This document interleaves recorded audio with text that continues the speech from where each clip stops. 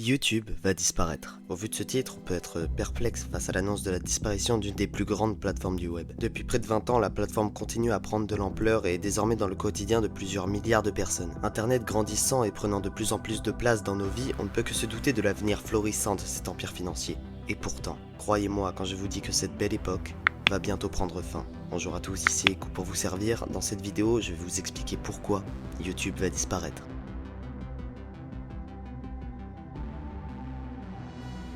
Bon, simple rappel, YouTube aujourd'hui c'est une multinationale qui pèse plusieurs milliards dans laquelle n'importe qui peut uploader ses vidéos et être rémunéré pour ça. YouTube se voit davantage comme un hébergeur que comme un éditeur, c'est-à-dire que la plateforme n'est pas légalement responsable du contenu publié au sein de ses serveurs. Ce fonctionnement peut se rapprocher de celui de TikTok ou d'Instagram, voilà pourquoi la plupart des gens considèrent YouTube comme un réseau social. Et c'est là qu'il y a erreur, YouTube n'est pas un réseau social comme TikTok ou Instagram, mais se rapproche plutôt du fonctionnement de Netflix ou de Prime Video, qui sont tous deux des plateformes de streaming. Et voilà toute la subtilité. Les réseaux sociaux ont pour but de socialiser les utilisateurs, alors que les plateformes de streaming ont pour but de leur faire consommer du contenu. La grande différence entre YouTube et Netflix, c'est que Netflix filtre minutieusement les contenus, tandis que YouTube laisse tout le monde uploader des vidéos. À part ça et la méthode de rémunération, YouTube et les autres plateformes de streaming fonctionnent globalement de la même façon. Mais pourquoi YouTube devrait-il disparaître, me direz-vous? Attendez, j'y viens. Mais avant de vous en dire plus, nous devons faire un petit bond dans le temps.